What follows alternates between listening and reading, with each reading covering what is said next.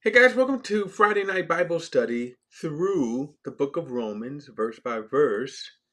And the book of Romans, I think it's important to kind of have to understand the setup. The book of Romans is one of the greatest treatment on salvation. And I say this, and I kind of want to say it again. I want to go over it again. The arguments on salvation. The sad thing about Christians' understanding of salvation. Most of Christianity thinks that let me say this. Most of Christianity is wrong on their understanding of salvation. Most. Because most Christianity thinks that they have to do something in order to be saved. They think they have to do something. They have to earn something. They have to, and the greatest thing about, or I'm gonna not greatest. I'm gonna say the worst part is that they never understand what being saved is. And this is why they think that they have to do something in order to be saved. So, I played a video. And I may, you know what? It is a short video, so I'm going to play this video to illustrate my point again. This video was of Pastor Marvin Sapp, and so no, this is not about closing the doors and all that. I can really care less about that. But he made a statement. This video came out, and he made a statement that so surprised me for a seasoned man of God, a pastor, decades, right? But listen to what he said.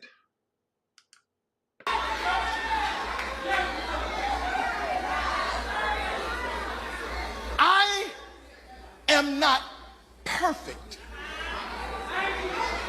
I am progressing.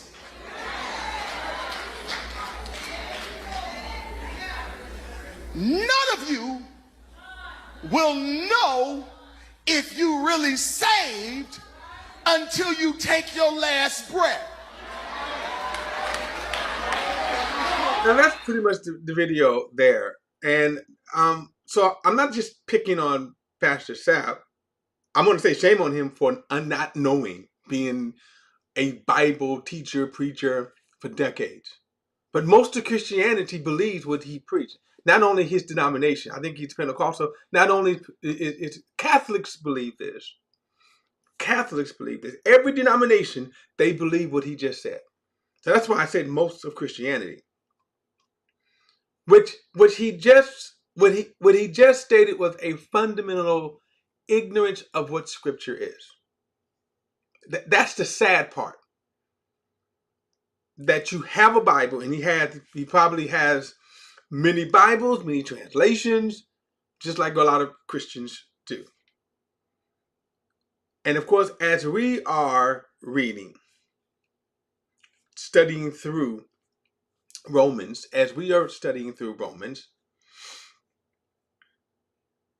they have the same scriptures. So the question is, why do they come to different conclusions? Well, there's a million answers to that. Some of the answers of which, is they're blinded by their denomination, their traditions, instead of with the plain reading of the Scripture. And that's why. So that's why you see after decades, Pastor Sapp has been in the ministry decades. But again, the Catholic Church has been around for over 1,500 years. Denominations in America has been around for over 500 years. So why do they still preach a work salvation? Okay. Now the reason why I'm saying all this is because as we study through Romans, This is the breakdown that we're going to get. This is the breakdown. See, in Romans. That is going to break down and answer his question, refute his question. But of course, it's going to take us weeks to get through it. As to why when he makes the statement and says that none of us will truly know that we're saved, that is a unbiblical statement. All right. So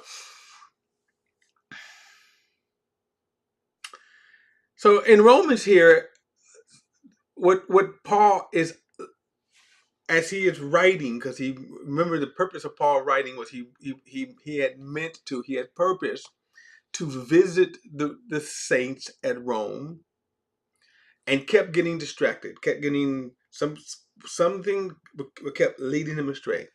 It wasn't that he didn't want to, he just kept getting astray. So this is why he's writing, this, and you see this come out several times in this letter. Now, in writing the letter, he's going to write one of the greatest treatments on salvation. So I'm gonna get back to Romans 1, because this is a part of that, and then we're going to get to breaking down what is going on with Paul. And in this letter, by the way, let me just say, in this letter, Paul approaches salvation from two perspectives. One is a legal perspective, and then the other is a vital perspective. Now, the vital means living, the living order, right? Living. The legal, and so when you understand the vital and the legal, and this is, by the time we get through chapter 8, this is what you will understand. The vital and the legal part of our salvation, that we are saved, that we're not attempting to get saved, trying to get saved. Okay. And, but again, I'll defer that because we're not there and I'm tempted to go in there. Now, the first thing, however, that Paul lays out is why we need to be saved. So if you understand, as we are going through here, why we need to be saved, now you can understand why, again, his Pastor Sapp's statement, as well as most Christians' belief, is asinine. So the reason why we need to be saved is because of the depravity, our sin nature. Our sin nature. Okay? Now, also, as we're going through this, now we also are kind of coming across one of the issues of our culture, the political culture. What Paul is teaching here in chapter 1, that what Paul is teaching in chapter 1 as exposing, revealing the depravity of man, the utter depravity of man, the sinfulness of man. And you have to understand that this sinfulness is so abhorrent and ugly to God. And and so what Paul is going to do is now he's going to unveil this. This is if you look at it from God's perspective, this is what you see. And one of the things, as you move through the Bible, if you start with Genesis and you move through from Genesis to Revelation, one of the threads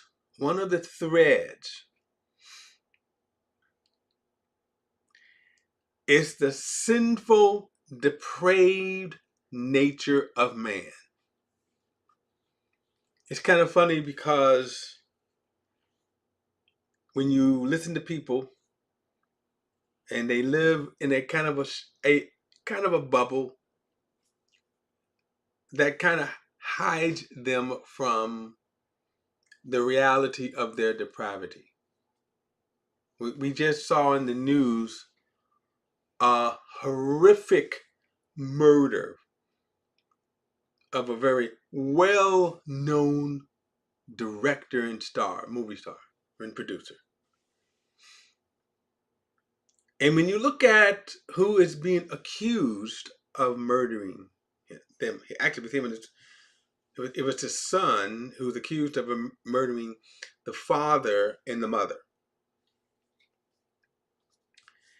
And you look at that and you say, well, that's evil. That son certainly was depraved. And he is, without a doubt. I mean, some of the details, if they're true, they are horrific, the type of murder. And it goes back to the Nicole Brown Simpson's murder and Ron Goldman's murder. The brutality of the murder. That they were nearly decapitated. He said, well, whoever done that, and I know people have very strong feelings on the accused, but he was acquitted. And I'm not going to get into that because, again, people are going to believe what they want to believe regardless. But anyway, but whoever did it was so evil, the depravity of that. But here's my point, though. See, we see this kind of depravity not that far, but we think about sometimes when you watch how people will brutally beat someone. Now watch this. I'm going to show you something here. About a month ago, I think, right, in the news, and then this went national, where you had a pregnant mother, who was walking her children, I think, home from school, and then and these are little kids, and then you had like a gang of kids, little kids, I think ranging anywhere from 5 or 6 to I'm gonna say an 8th grader, that they kind of mobbed this family. And then you watch how they beat, I mean, the 8-year-old, the 5-year-old, stomped like that. You say, wow, see, that's again. But what is it that we were looking at? That depraved nature, the brutality of it, the depraved nature.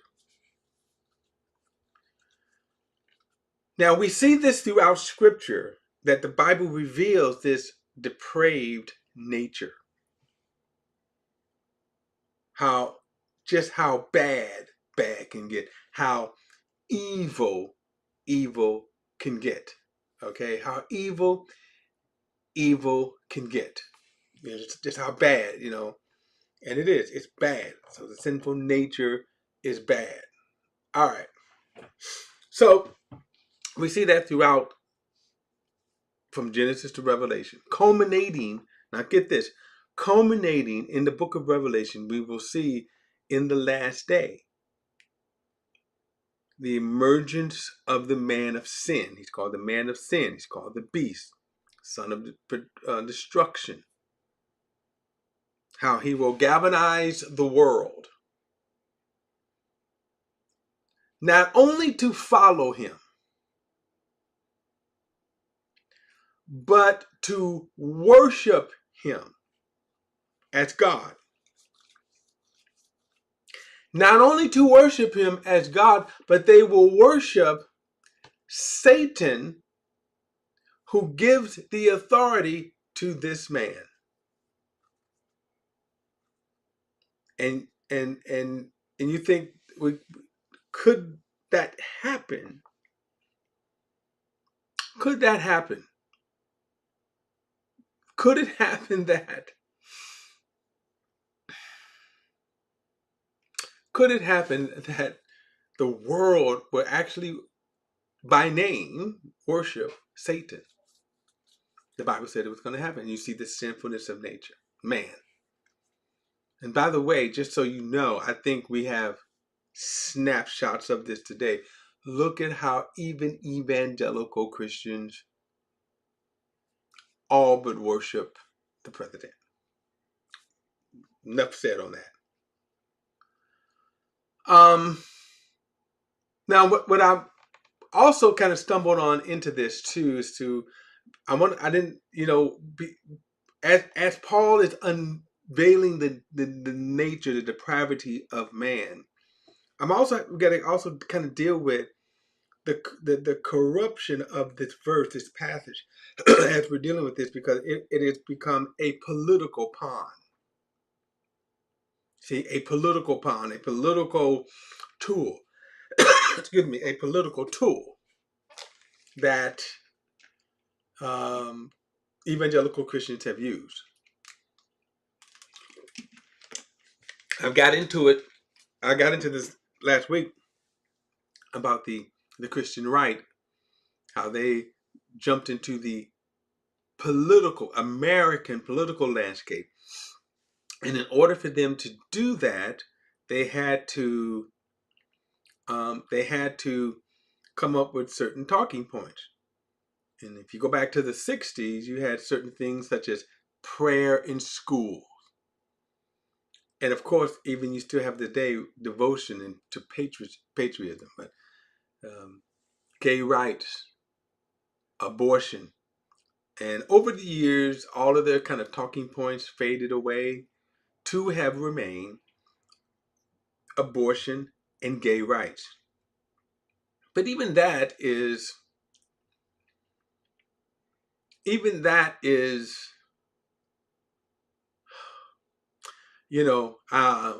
but I'm not going to get into abortion, because again, the hypocrisy is. I'll just mention this and I'll go on, because again, the hypocrisy of the Christian right. For example, I engage people on in Facebook, and one person said, "You're committing sin because you vote for Democrats, and they are baby killers, and they for homosexuals." And the problem is, again, putting the assumption aside how I vote, the problem is you vote for a party, and both parties does that, but the so-called moral and evangelical and Christian party supports abortion in case of rape, incest, in the life of the mother. Now, so if you're going to get into the abortion issue, is not all life precious to God? So why would the moral superior group support the killing of babies in the case of rape, incest, in the life of the mother? Are not those babies worth saving? See the hypocrisy there? And then when it comes to gay rights, of course, you support a man who had a gay cabinet member, openly gay. Funny, back in the day, a lot of people had gays, kind of on their team, but they were closeted gay because of the atmosphere of the nation. Nowadays, you could have a gay, open gay, but then is that not supporting the gay rights? I mean, so, and that's my point, is that the mistake that Christians made was to jump in a political arena that should have been spiritual, left to the gospel. Because you're losing the battle on that. And the reason why you're losing the battle is because exactly what I said. If you're going to say and the Christian right, the evangelical Christian compromises their values to support a man who doesn't live up to their values. So the question is, what is the benefit then? What if you say, I'm going to compromise my values by supporting a man who doesn't even believe my values? So what is the benefit of supporting the man? You say, well, he's against abortion. No, he's not. He supports abortion for rape and incest in the life of the mother. So how is that, again? How is that supporting you? Now I can go off into how some of the preposterous reasons people give, and it's unbelievable. But it truly is unbelievable. Um, so um, and but so again, when we come back to this again, the gay issue here, and again, it gained foothold. I'm gonna say because of the evangelicals. It gained foothold. The reason why is because what you thought you were going to come against and focus on, and that's going to be the problem. You focused on this sin, ignoring the others. See, you made that sin. So, and that is the hypocrisy and the failure of the movement. So let's get to it. Uh, okay, so we left off in verse 24. So he says, therefore, God delivered them over in the cravings of their hearts to sexual impurity, so that their bodies were degraded among themselves. They exchanged the truth of God for a lie and worship and serve something created instead of the Creator who is praised forever. Amen. This is why God delivered them over to degrading passions. And I think that statement is more general. He's going to give some examples. But notice he said that God delivered them over to degrading passions. So this is not meant, okay, to only reply to homosexuality, as we're going to read in the next statement.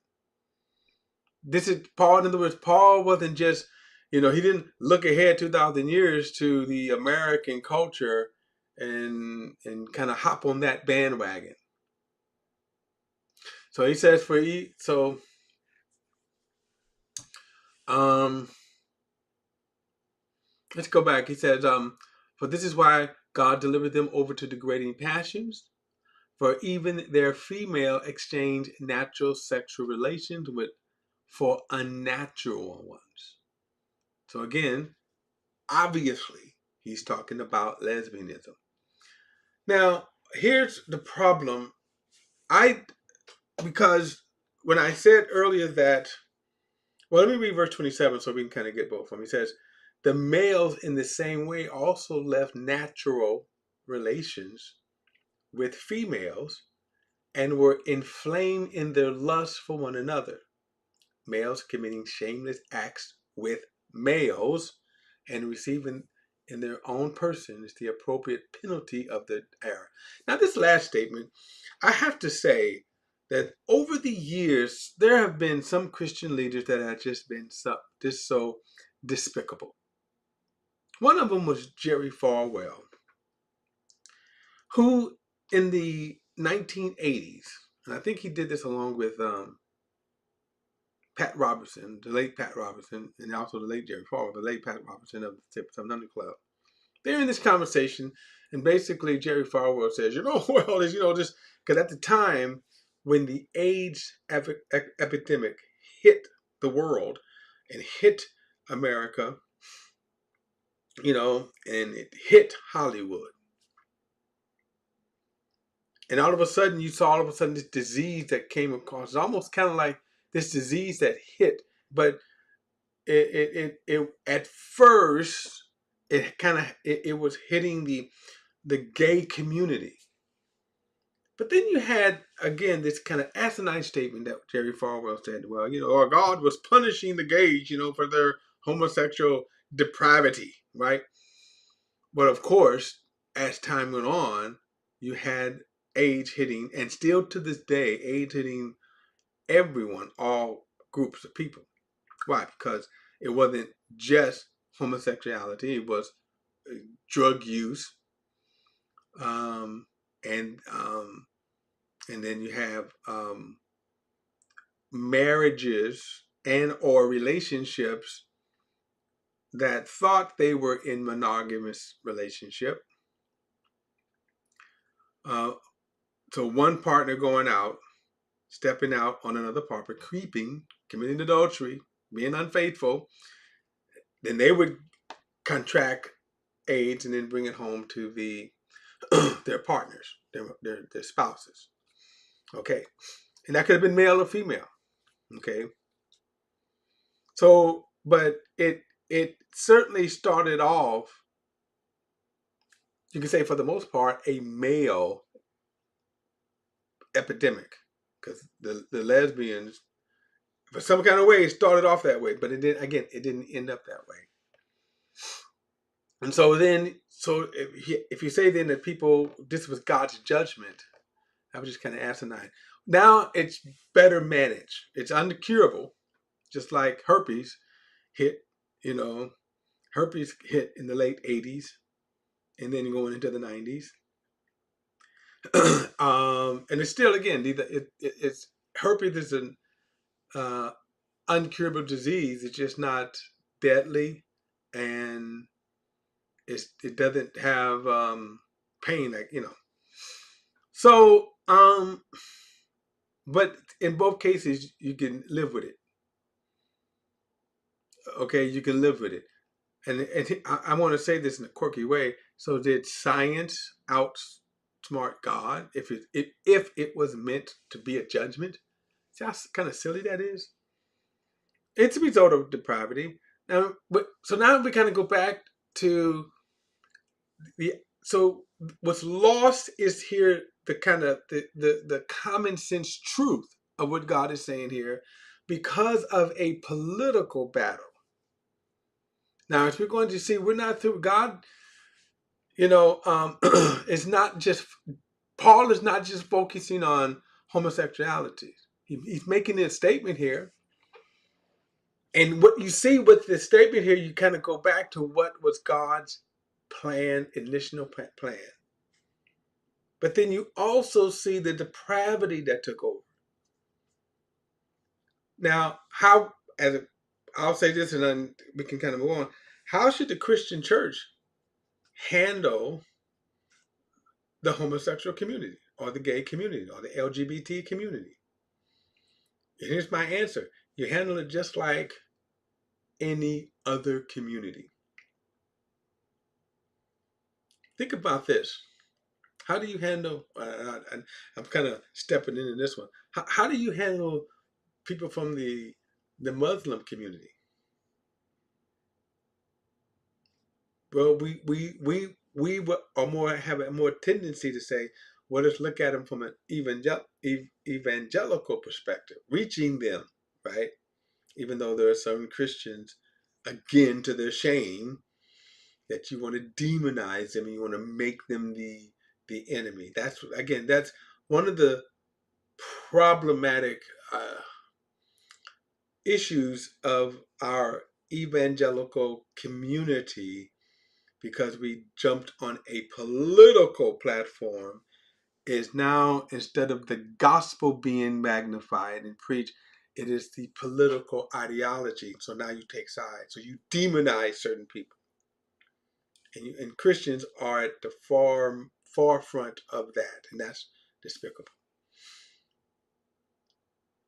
Now, of course, if you look at certain, and then as we're going to read, let me read this so you can understand what I'm saying here. I'm going to read, notice, I'm going to read what Paul says here. He says, this is why God delivered them over to degrading passions, for even their females exchanged the natural sexual relations for unnatural ones. The males, in the same way, also left the natural relations with the females and were inflamed in their lust for one another, males committing shameless acts with males, and receive in their own persons the appropriate penalty of their error. Now, this is where they stop reading.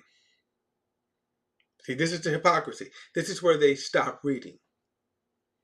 Paul didn't stop here, but this is where they stop. And then they're going to make it seem like that the number one sin that God is falling over off his throne over is homosexuality. Them gays, right? instead of looking at them as people whom Jesus loved, whom does Jesus love, whom does Jesus love? Sinners. That's the starting point. Sinners. I'm going to come back because I want to talk about some things about that. But look at it. And because they did not think it worthwhile to acknowledge God, God delivered them over to a worthless mind to do what is morally wrong. And notice that they were filled with all unrighteousness, evil, greed, wickedness. They are full of envy, murder, quarrels, deceit, and malice. They are gossips, slanderers, God haters, arrogant, proud, boastful, inventor of evil, disobedient to parents, undiscerning, untrustworthy, unloving, unmerciful. Now, think about this here. I just want you to get the list, right, that Paul just gave. Not only restricting God's wrath, God's unrighteousness to a certain sin, but notice all of this is just as abhorrent to God. And I just mentioned the horrific, I think about one of the things here, disobedient to parents. Boy, I'm thinking about the young man that just murdered his parents, right? The superstars, right? They see the superstars here.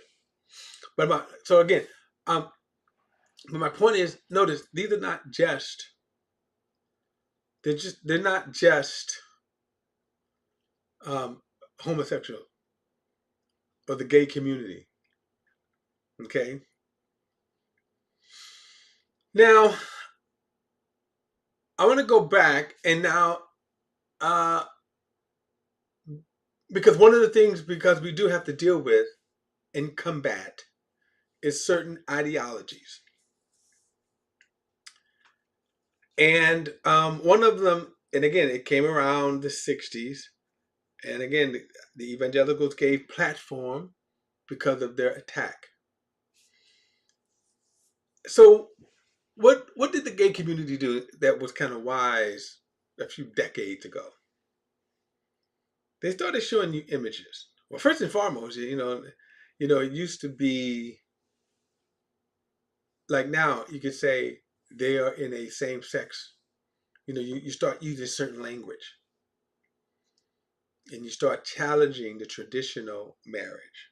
You start challenging, right, what God intended, what God created. So now we could be faced with, what if your child, I have children, so what if your child came to you or revealed to you, or as they used to say, came out of the closet. But then it goes a step further, right? They come out and then they get into a relationship. So now a same-sex marriage. How do we handle that? Because, and I'm going to say this at the risk of looking like the bad guy, at the risk of looking like the homophobic bigot. But let's kind of go back to what God created. But let me also say this, because I will tend to not focus on that. I'm going to deal with it here because again, God is dealing with all sin. But let's deal with the argument, because we have to deal with the acceptance now in the communities, in the culture of the LGBTQ. So my first response is this: do you? You're not my enemy. And I'm not going to make you the enemy. Apologize for evangelicals making you the enemy for political purposes. And I'm going to look at the LGBT community just like I'm going to look at the racist community, the Muslim community, who is the Mormon community. I can go on and on and on. They need Jesus. Now watch this. Because they don't have Jesus, what happens? They fall into their depravity. They live according to their depravity. This is why God delivered them over to degrading passions. Now remember we talked about this a few studies ago.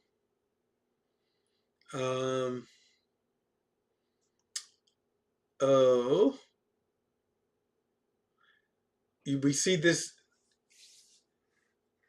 Let's kind of go back. Look at verse 18. For God's wrath is revealed against heaven, against all ungodliness and unrighteousness of people who by their unrighteousness suppress the truth. They push away God. Since what can be known about God is evident among them, because God has shown it to them for his invisible attributes, that is, his eternal power and divine nature, have been clearly seen since the creation of the world, being understood through what he has made. So if you stop and you start with the Creator, God the Creator, what did he make? What did God make?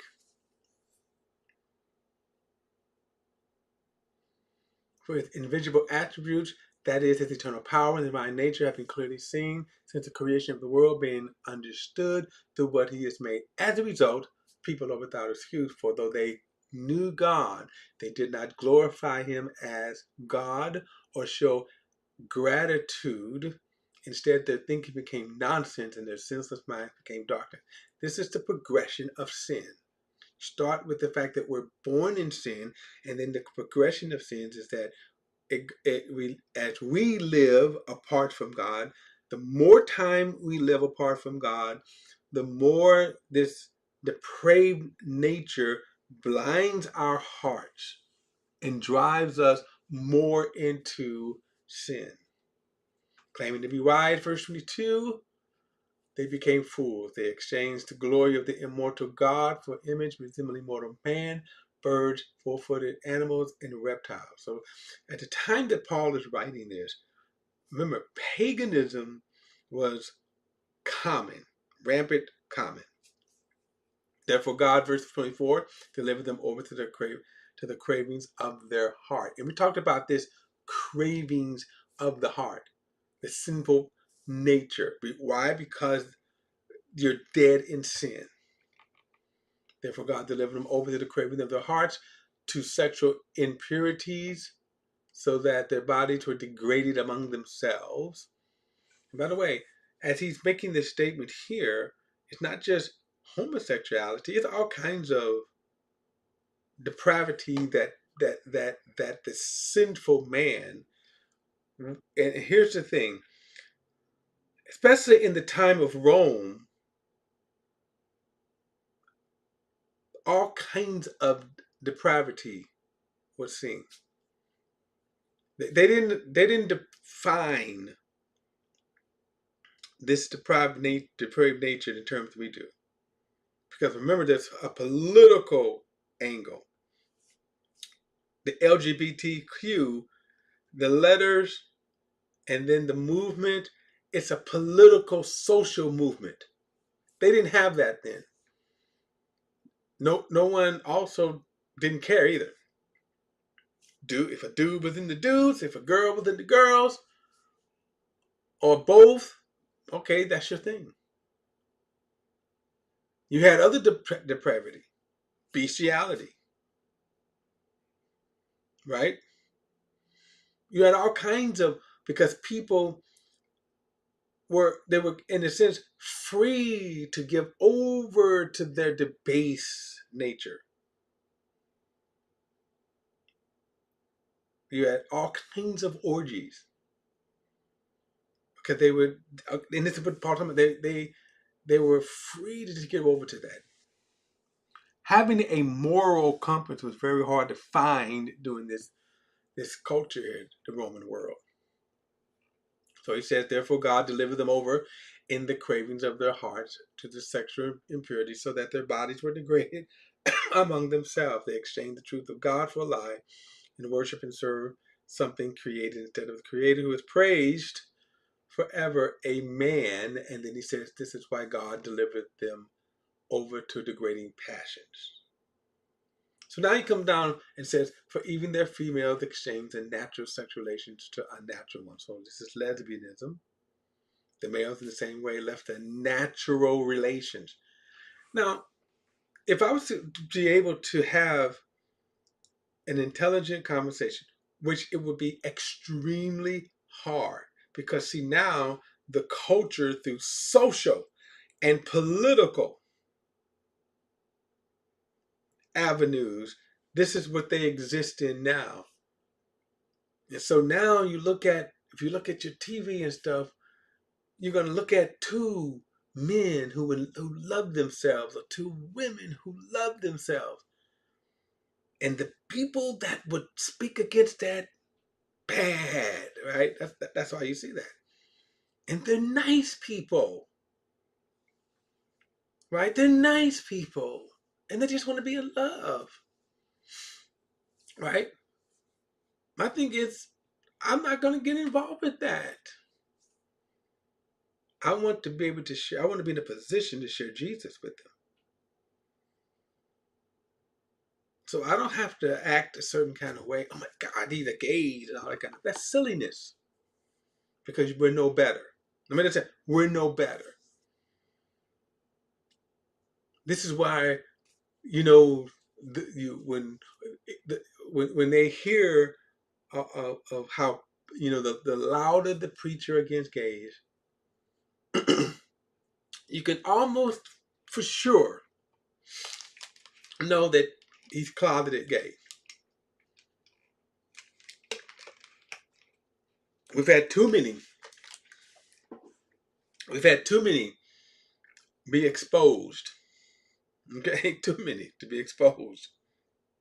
Closeted gay. Or how about this? We just had some major pastors that pedophile, incest. See, that's one thing. That's Now, if there was a movement of incest people, like, and by the way, there are a lot of people that want to get with pubescent people, pre-puberty, right, people. There are a lot of perverts out there. That's my point. That's why it was a mistake to only focus on just two. But anyway, let's go back to the argument. The argument here is, well, why can't just two people, right? Why can't two people get married, or same-sex marriage? And here's the point: God gives them over to that. But if you want to argue, if you want to say from a what if you want to evaluate it, because now we have to do this. If you want to evaluate this, what is the natural relations? Then you go back to creation. You can go back to biology. And here's what they don't want to do. You look at creation. And if you look at it from a forensic perspective, let's say all of a sudden you are an alien and you fly, billions of light years, and you come to this planet. You go, oh, trekking through the universe, and you see this planet, and this blue ball. You go, oh, that's something. Let's take a look. You go down, all of a sudden you go in. Let's say you kind of land someplace, and all of a sudden you observe, but you go, okay, wow, look at this. You will see a male. How do you know it's a male? You may not call it a male, but how do you know it's a male? Look at the genitalia, right? Then you say, well, what is that? That's a female. How do you know it's a female? The genitalia. The bodies are different, yet they kind of go together. There's a natural going together. A natural. Now let's say all of a sudden you see two men. Well, how did that happen? Now remember, from a gravity perspective, okay, the body doesn't care how it is gratified. But if you look at the creation, how it fits, right? If you look at how it is made, male and female, that's the natural creation. Now, in a sinful world, whatever, if they was to come and say, and every now and then you may come across that, I may come across that, where a person may challenge this biblical reference, then let's talk about it then. They don't want to talk about it, but let's talk about it. I mean, you pretty much, just from a creation, if you look at it, where do we start at from a natural creation? Now, I'm saying we're going to throw in the spiritual. So since man is dead in sin, he's going to go this way. He's going to have a natural, uh, uh, uh, what they call it, inclination to go that way. But I'm understanding this because what? Man is living apart from God. And one of the biggest problems is that, if just like now with Christian nationalism, the nonsense of Christian nationalism, that how can you have a Christian nation if everybody's not Christian? Are you going to kick all of the non-Christian people out? And these fools probably want to. All right, I'm going to pick it up next Friday night with this. Because again, I am going slow through this. I'm going to pick it up next, and we're going to pick this up. All right, guys, don't forget to like and share this video and subscribe to BP the Bible Perspective. And as always, if you have a thought, a comment, add it to the comment section below. All comments are welcome, and I'll see you next Friday night in our study through our study in Romans. Okay.